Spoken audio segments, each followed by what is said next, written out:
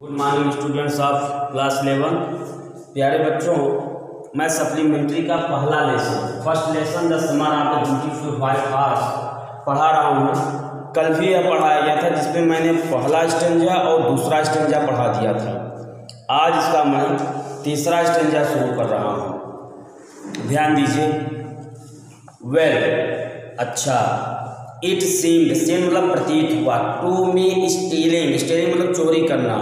A horse for a ride, ride में सवारी करना। Was not the same thing as stealing something else such as money. तो well, अच्छा। It seem to me, मुझे ऐसा प्रतीत हुआ। Stealing a horse for a ride, कि सवारी के लिए घोड़ा चुराना। Was not the same thing, कुछ और चीज चुराने जैसा नहीं था। Was not the same thing, कुछ दूसरी चीज़ों जैसा नहीं था। As stealing something else such as money, जैसे कि धन चुराना। तो फिर से देखिए। वेल, अच्छा। It seem to me stealing a horse, मुझे ऐसा प्रतीत होता था या मुझे ऐसा प्रतीत हुआ कि सवारी के लिए, सवारी करने के लिए घोड़ा चुराना कुछ और चीज चुराने जैसा नहीं था। सच एज मनी, जैसा कि धन चुराना। For all I knew may be it was not stealing at all. For all I knew, मैं जो कुछ भी जानता था। May be it was not stealing at all, शायद यह चोरी करना नहीं था या चोरी करना नहीं हो सकता था। If you were crazy about horse's the way my cousin Mourad and I were, it was not stealing. If you were crazy about horses the way my cousin,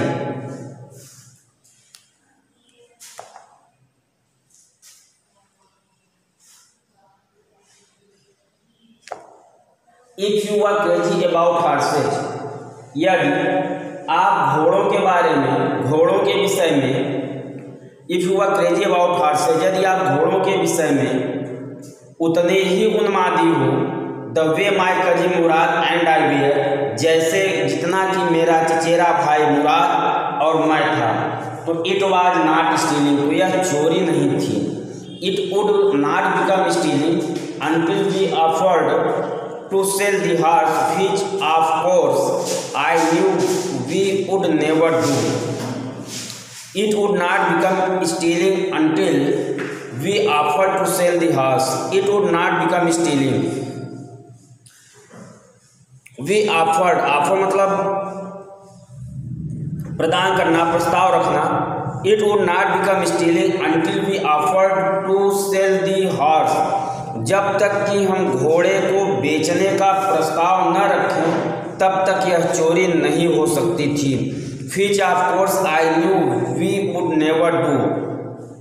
which of course, वास्तव में मैं इस बात को अच्छी तरह जानता था कि हम कभी घोड़े को बेचने का प्रस्ताव नहीं रखेंगे।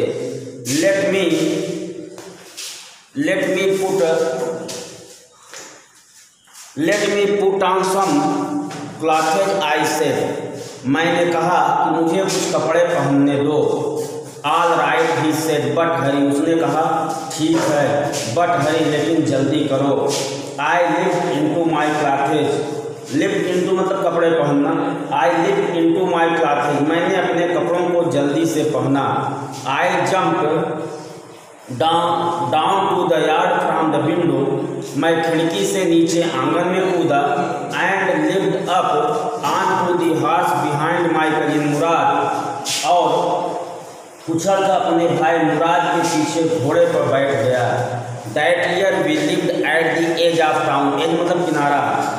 That year we lived at the edge of town, हम उस वर्ष कस्बे के एक किनारे पर रहते थे। On walnut Avenue, walnut Avenue नाम है। तो हम लोग उस वर्ष कस्बे के छोर पर वॉलनट एवेन्यू में रहते थे। Behind our house was the country, हमारे घर के पीछे गांव था। वाइन ऑर्च, अंगूर के बगीचे थे। आर्चर्स, अंगूर के खेत थे। आर्चर्स, फलों के बगीचे थे। इरिगेशन डीचेज, इरिगेशन मतलब सिंचाई, डीचेज मतलब खाइयाँ। तो इरिगेशन डीचेज सिंचाई के लिए खाइयाँ थी। एंड कंट्री रोड्स और गांव की सड़कें थी। In less than 3 minutes we were on Olive Avenue and there the horse began to trot. Trot मतलब तेजी से दौड़ना, सर पर दौड़ना। इन लेस दैन 3 minutes, तो 3 मिनट से भी कम समय में we were on Olive Avenue, हम ओलिव एवेन्यू को पहुंच गए। And then the horse began to trot, और तब घोड़े ने सर पर दौड़ना शुरू कर दिया। The air was new and lovely to breathe, सांस लेने के लिए हवा नई एवं सुंदर हवा थी, ताजी हवा थी। The feel of the horse running was wonderful, दौड़ते हुए घोड़े को महसूस करना आश्चर्यजनक था, अद्भुत था। My cousin Murad who was considered one of the craziest member of family, मेरा चचेरा भाई मुराद जो कि मेरे परिवार के सदस्यों में सबसे उन्मादी समझा जाता था, बिगैन टू सिंग, गाना शुरू कर दिया। I mean he began to roar, मेरे कहने का मतलब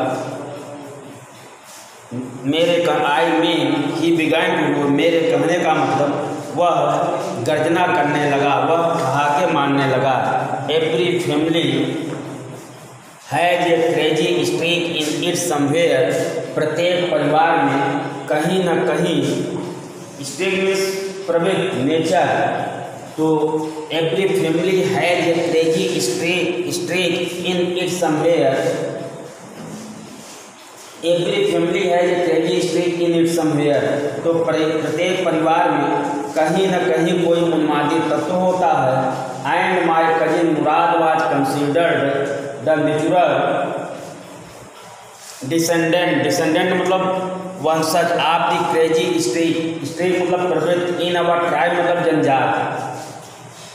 and my cousin Murad was considered the natural descendant of the crazy streak in our tribe, और मेरे चचेरे भाई, एंड माई कजिन मुराद, और मेरे चचेरे भाई मुराद को हमारी जनजाति में उसी उन्मादी तत्व का स्वाभाविक वंशज माना जाता था, समझा जाता था। Before him was our uncle Khosrove, and enormous मतलब विशालकाय, मैन विथ ए पावरफुल मतलब शक्तिशाली, हेड मीन्स सिर ऑफ ब्लैक हेयर, काले बालों वाले, एंड द लार्ज मस्टास मतलब मूछ। In the San Joaquin valley a mind so furious मतलब क्रोधित, टेम्पर मतलब स्वभाव, सो इरिटेबल मतलब चिड़चिड़ा,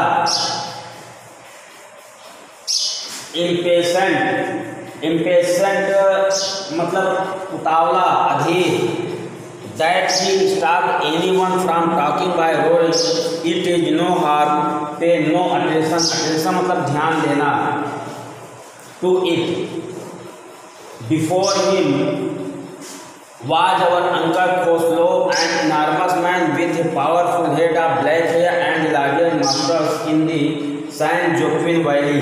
तो उससे पहले सेंट जोक्विन घाटी में विशालकाय शरीर वाले, काले बालों से युक्त, शक्तिशाली सिर वाले तथा सबसे लंबी मूंछों वाले व्यक्ति हमारे चाचा खोसरो थे।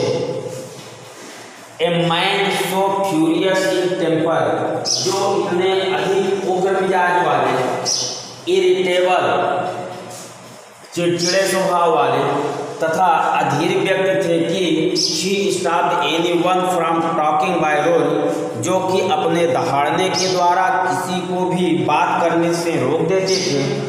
It is no harm,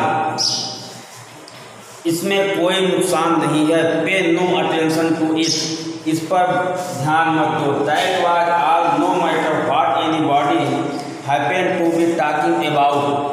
that was all, वे ऐसा कहते थे कि no matter what anybody happen to be talking about, वे ऐसा कहते थे कि इस बात से कोई फर्क नहीं पड़ता कि कोई व्यक्ति किस बारे में बात कर रहा है। Once it was his own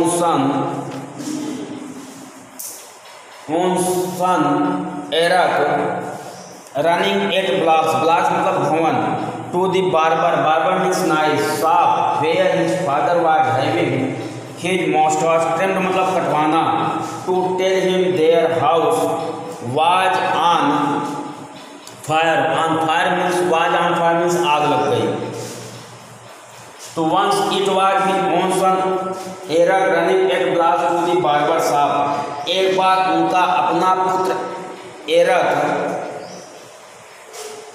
8 भवनों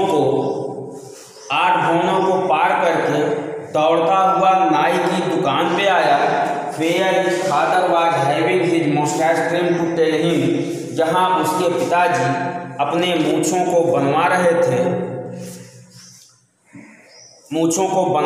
थे टू टेल हिम, उनसे यह बताने के लिए कि their house was on fire, उनके घर में आग लग गई है। This man Khosrove sat up in the chair and roared, यह आदमी खोसरो sat up in the chair कुर्सी में बैठा रहा and roared और दहाड़ के कहा it is no harm, pay no attention to it, इसमें कोई नुकसान नहीं है, इस पर मत ध्यान दो। द बार्बर से नाई ने कहा but the boy says your house is on fire, लेकिन नाई ने कहा लेकिन आपका पुत्र कहता है कि आपके घर में आग लग गई है। सो खोसरो रोअर्ड, इसलिए खोसरो ने दहाड़ते हुए कहा एनफ, पर्याप्त है, इट इज नो हार्म, इसमें नुकसान नहीं, आई से मैं कह देता हूँ। My cousin Murad was considered the natural descendant of this man, natural मतलब स्वाभाविक, डिसेंडेंट मतलब वंशज। Although Murad father was Zorab who was practical and nothing else, my cousin Murad was considered the natural descendant of this man, मेरा चचेरा भाई मुराद इस आदमी का प्राकृतिक या स्वाभाविक वंशज समझा जाता था। आल्दो मुराद फादर वाज जुराब, अद्यप मुराद के पिता जोराब थे, जो who was practical and nothing, जो कि व्यवहारिक व्यक्ति थे और इसके अलावा कुछ नहीं।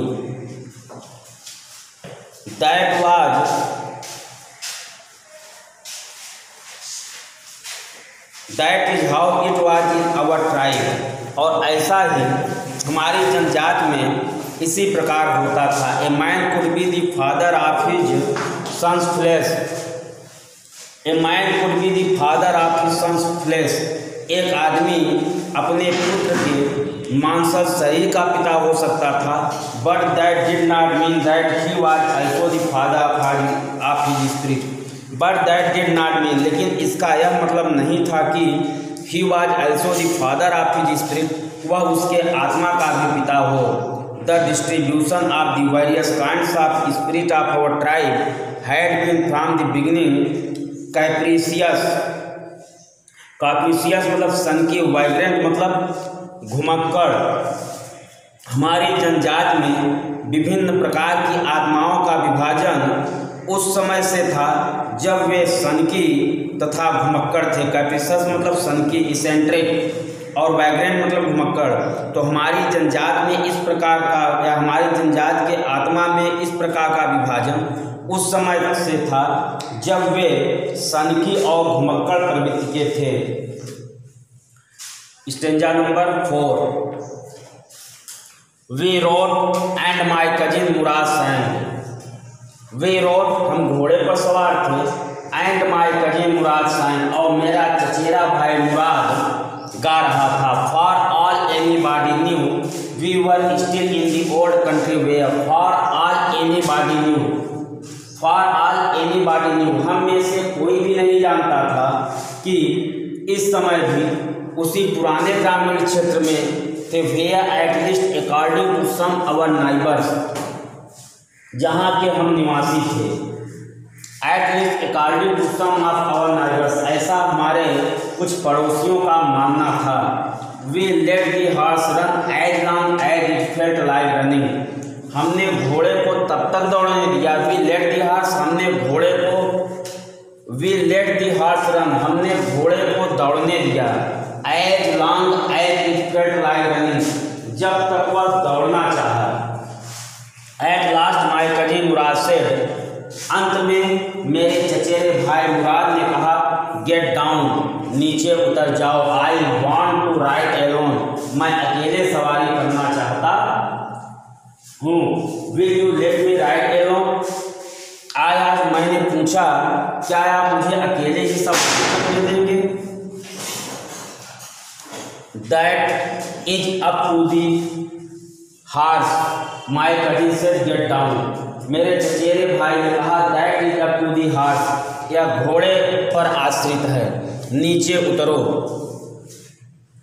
Well I said the horse will, that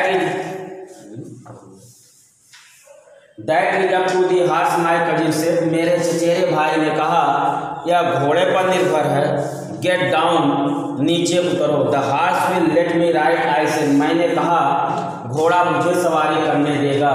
we shall see, he said, वह कहा, हम देखेंगे। Don't forget that I have a with a horse, well I said we shall see, he said, वह कहा, हम देखेंगे। डोंट फॉरगेट, यह मत भूलो कि आई have A way with a horse, अब ए वे विथ मतलब होता है एक तरीका, एक टेक्निक, कि मैं घोड़े को चलाना जानता हूँ।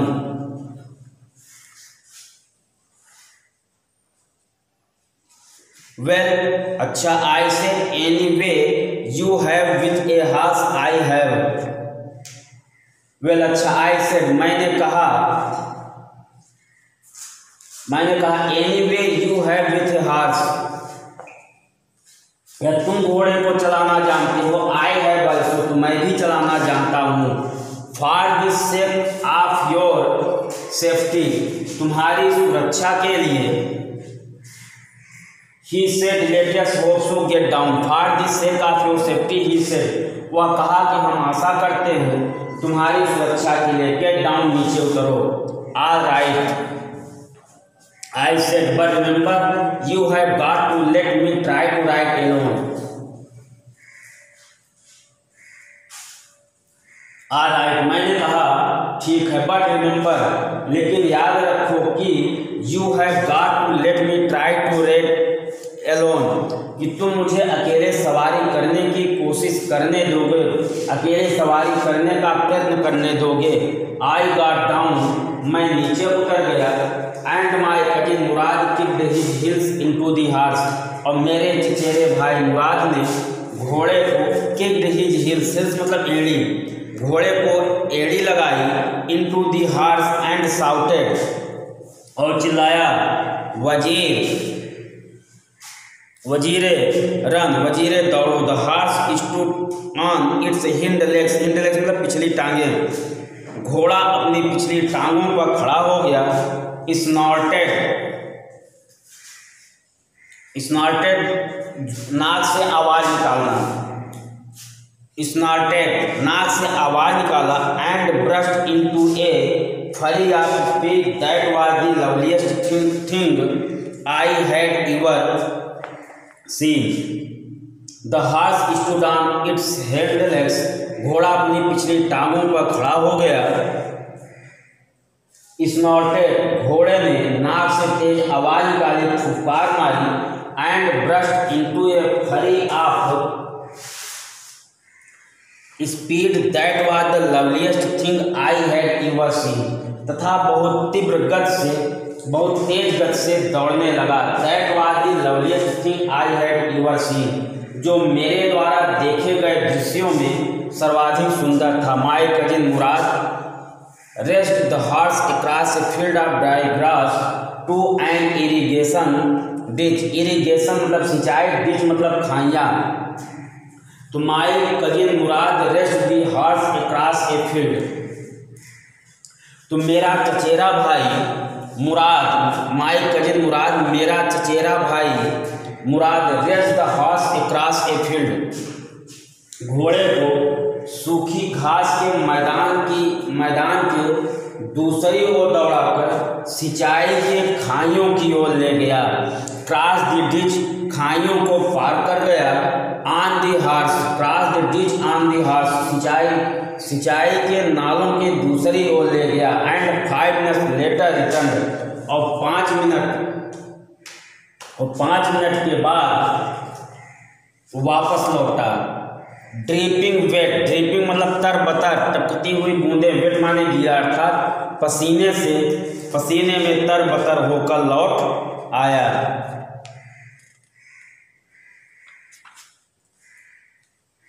आज इतना पर्याप्त है, वो कल आपका स्टेंजा 5, 6 पढ़ाया जाएगा। Thank you.